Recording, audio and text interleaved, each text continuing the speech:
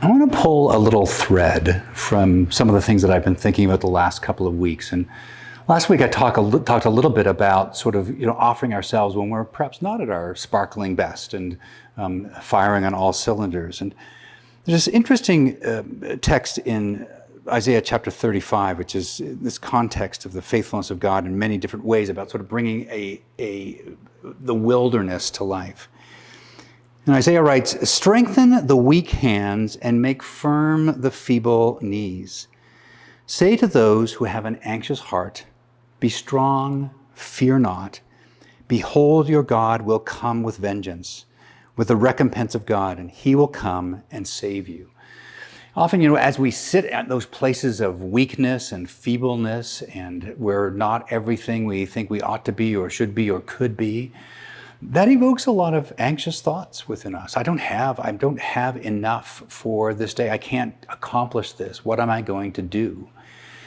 In this text from Isaiah, there is this encouragement to strengthen those weak hands, those feeble knees to be strengthened. Fear not, because your God will come. The response, of course, in the middle of our weakness and not having enough is a reminder that God is here in our midst. God is here with us. Paul says something that's related as he talks to the Philippians in chapter 4. He begins this section by saying, "Rejoice in the Lord always. Again, I will say rejoice. Let your reasonableness be known to everyone. The Lord is at hand. Do not be anxious about anything." That exhortation, which I always think is just often easier to say than to do, be anxious for nothing. But that be anxious for nothing is rooted in something that really matters. Paul first says, and again, Isaiah reminds us of the coming of the Lord, the action of the Lord. Paul says, the Lord is at hand. I think it's really important to think of that word at hand. Often we think that if something is at hand, it's nearby and it's coming and it's far away.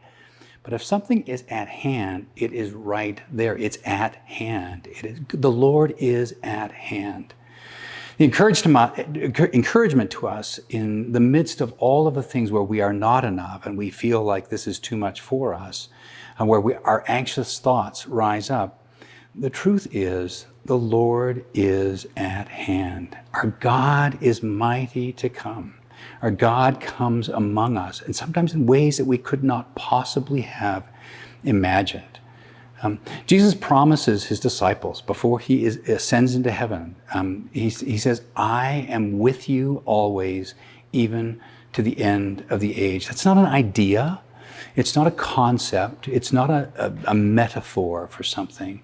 It's just a very real promise that God is actually with us. Our hope in the moments of our weakness and our frailty and everything that is not enough, our hope in the middle of our moments of anxiety is not that I will figure it out and get it better. Our hope is that the God who made the universe, the God who became flesh and dwelt among us, the God who suffered and died for us, the God who broke the bonds of death, trampling hell and Satan under his feet, the God of the universe is with us. Be anxious for nothing, Paul says, not because we are enough, but be anxious for nothing because he is enough and he is with us. So we live out our lives as we, again, walk into sort of a new season of this fall.